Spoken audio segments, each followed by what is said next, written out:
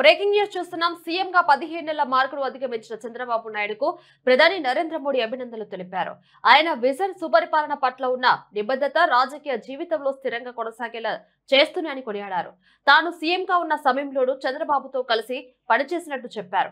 AP సంక్షేమం కోసం ఉత్సాహంతో పనిచేస్తున్న ఆయనకు బెస్ట్ విషెస్ తెలుపుతున్నట్లు ట్వీట్ చేశారు.